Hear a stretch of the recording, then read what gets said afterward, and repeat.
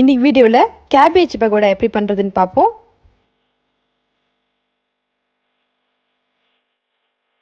இதுக்கு தேவையான பொருட்கள்: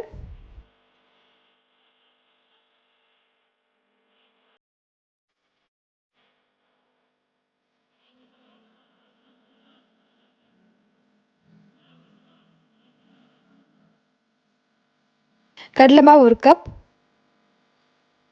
அரிசி மாவு 1/2 கப், சீவி வச்ச கேபேஜ் 2 கப், கட் பண்ணி வச்ச வெங்காயம் 1, 4 பச்சை மிளகா, பொடியாக நறுக்கி வச்ச இஞ்சி 1 பீஸ், கருவேப்பிலை 1 கொத்து எடுத்துக்கோங்க, கொத்தமல்லி தேவையான அளவு, காஞ்ச மிளகாய் தூள் 1/2 டீஸ்பூன், உப்பு 3/4 டீஸ்பூன், பெருஞ்சீரகத்தூள் 1/2 டீஸ்பூன், பொரிப்பதற்கு எண்ணெய், ஒரு பாத்திரத்தில் வெட்டி வச்ச 2 கப் கேபேஜ் போட்டுக்கலாம்.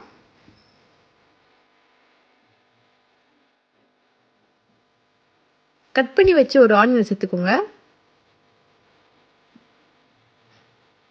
கீறி வச்சு 4 பச்சை மிளகாய் சேர்த்துக்கலாம். கட் பண்ணி வச்ச ஒரு பீஸ் இஞ்சி சேர்த்துக்கலாம். ஒரு கொத்து கருவேப்பிலை சேர்த்துக்கலாம். இப்போ மொத்தத்தையும் நான் மிக்ஸ் பண்ணிக்கோங்க.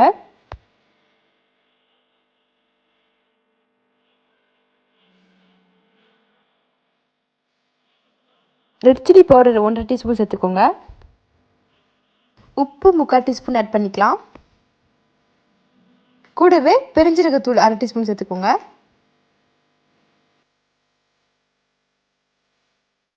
இப்போ எல்லாம் சேர்ற மாதிரி நம்ம எல்லாம் கலந்துக்க போகிறோம்.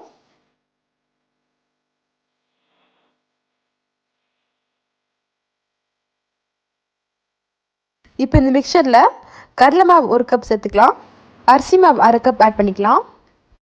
இப்போ இதில் கொஞ்சம் கொஞ்சமாக தண்ணி ஆட் பண்ணிக்கலாம். தண்ணி நீங்கள் ஃபுல்லாக ஆட் பண்ணிடக்கூடாது, இல்லாட்டி அது ரொம்ப ஒரு மாதிரி குழகுன்னு ஆயிரும்.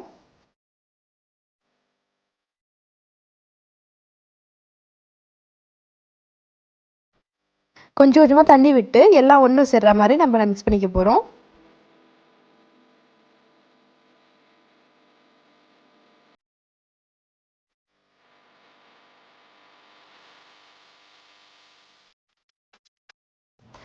இப்போ இந்த மாதிரி ஒரு பதத்துக்கு வரணும். இந்த மாதிரி பிடிக்கிற மாதிரி ஒரு பதத்துக்கு வரணும். இப்போ நல்ல மணத்துக்கு கொத்தமல்லி ஆட் பண்ணிக்கலாம்.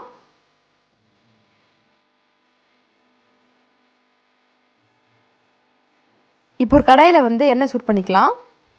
எண்ணெய் சூடான உடனே ஒரு குழிக்கண்டியில் எண்ணெய் எடுத்து நம்ம இந்த மிக்சரில் ஆட் பண்ணிக்கலாம்.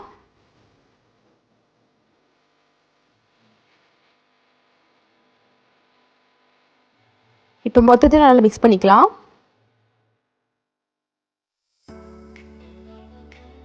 இந்த ஸ்டேஜில் உப்பு கம்மியாக இருந்துச்சு, அதனால் 1/4 டீஸ்பூன் உப்பு சேர்த்துக்கினேன். இப்போ காஞ்ச எண்ணெயில் இந்த மாதிரி பகோடா போட்டு எடுத்துக்கோங்க.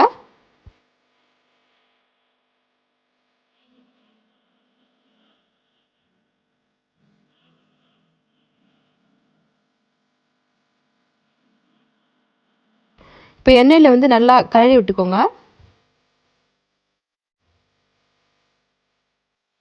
இப்போ நம்ம பகோடா வந்துருச்சு.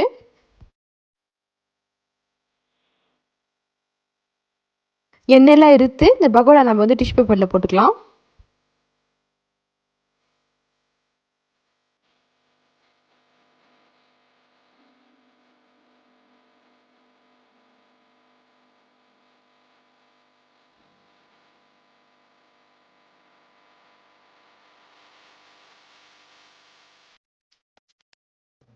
இப்போ நம்ம கிறிஸ்பியான கேபேஜ் பக்கோடா ரெடி. இப்போ நம்ம வீடியோவில் வந்துட்டோம். இந்த வீடியோ ஃபர்ஸ்ட்லேருந்து லாஸ்ட் வரைக்கும் பார்த்தா எல்லாருக்கும் நன்றி.